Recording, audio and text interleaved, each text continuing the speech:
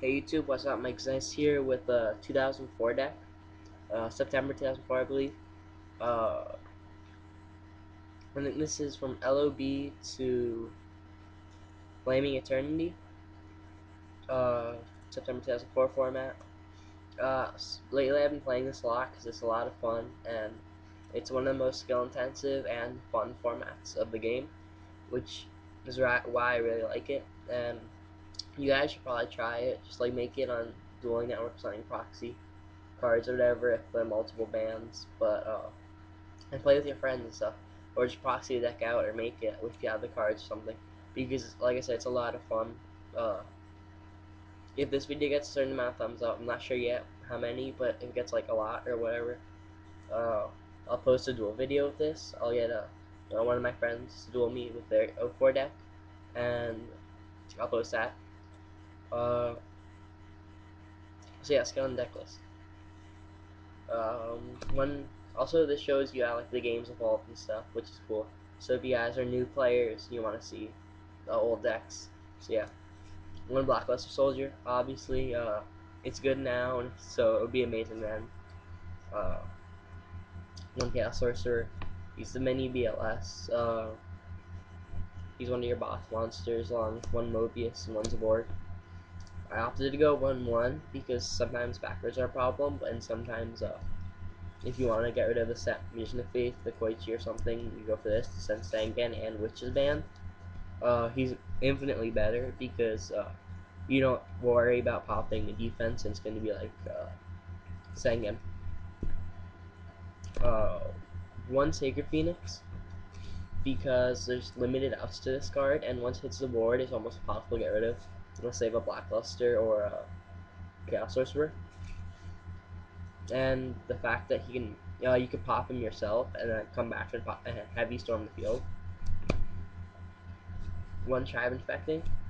He's a 1-out to Scapegoat and two Big Swarms, and just one monster you have a hard time getting rid of, which is really good. And since there's not many Aquas, he's not really going to blow himself up ever. Besides like Mobius, which is another reason why Mobius is really good, because if they have this, they're going to have to -1 if they want to get rid of Mobius.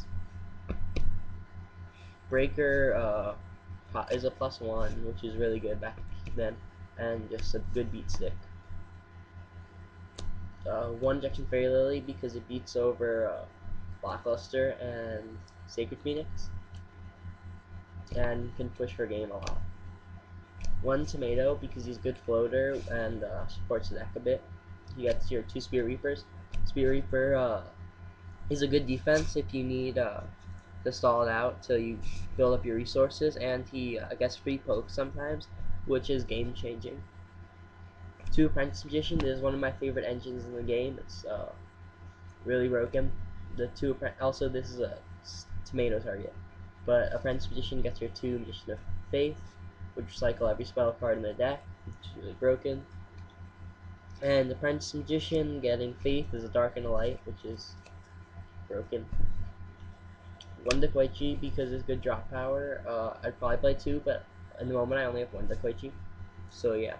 And one Morphing Jar, I'd probably drop the jar for Dekoichi. But nevertheless, Morphing Jar is a really good card. One Tsukiyomi because it recycles your full effects. And all the time I'll go Apprentice, get Faith, Flip Face, Tsukiyomi, and that's just a really, really broken play. And then the spells, the stuff you'll be recycling and infinitely getting pluses off of. Pot of Greed, the best card to recycle with Magician of Faith. Snatch Steal, it's a brain control forever. Like, why wouldn't you play this? Magician of Faith, it's a brain control for sets. And like, a lot of the time I'll take a set Magician of Faith, flip it, and add back the change bars pretty much for nothing. I'm just taking their Faith for the turn and making it so they can't use the effect. One painful choice. A lot of the time I'll send like Pot of Greed and then set Apprentice Magician and have a really good setup. Or send Nephthys with like a Call of the Haunted or something down. So those are pretty good plays. Or send Dark and Light for BLS, obviously. One Premature, This plus faith is just like continuously reusing your monsters. Uh, Confiscation, uh, broken card, get to look at your opponent's hand, why wouldn't you run it? And this plus faith is broken. I don't have a forceful sentry, but if I did, I'd probably play it. Actually, no, I wouldn't probably, I'd definitely play it. But, like, I don't have one, so, yeah. Also, I'd probably play a DMOC if I had one, but I don't have one at the moment. Heavy Storm, this plus faith, obviously. MST, 2 scapegoat, spam the goats, and then it stalls you for a while, builds up a good defense, and combos with a few cards in the deck, like your 2 creature swap. A lot of time, when end phase go, creature swap, take their monster, and then you don't have to worry about saying him, and then I can treat for like as a Borg or something. And if it's a faith, it's just even better. 2 enemy controllers, same thing. Take their monster, goat, take their monster, tribute. So I'd definitely play DMOC in here because you can have so much tribute fodder with the goats and econs and swaps and stuff. One My Body, just to protect against Nobleman because it hurts the deck a lot, and this is a good card overall. I might bump this up to 2, but for now I'm only playing 1, and I'm liking it. 1 knock, I don't play 2 because I don't want to risk knocking a Faith and have a Apprentice, which isn't that bad because Apprentice Magician still gets the other Apprentice Magician and is a good wall or tribute fodder. 3 Bottomless, I'd probably drop 1 Bottomless for Ring of Destruction, but I don't have one, so for now 3 Bottomless. Torrential, Call Haunted, and Dust Tornado. I might test, well, I have been testing, dropping the dust, this for the ring, obviously, but I don't have one, and then drop these for 3 Solemns, but, right now, so far I'm not liking the life point payment, because some of the cards, there's not, like, that many overpowered cards you want to stop. I mean, like, if you look at this game, you'll think, like, every card's overpowered, but since every card is overpowered, there's really nothing you want to stop more than any other card. But that's why Solemn Judgment is so good now, because there's cards that are more overpowered than the others. Like Tour Guide is extremely overpowered, Pot of Avarice overpowered, and stuff. Christia overpowered.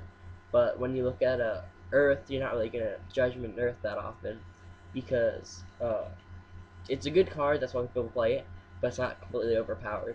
You know, like that's what I'm saying. But since almost every card is overpowered, it makes it so they're not overpowered, I guess you could say. So Solemn Judgment really isn't needed.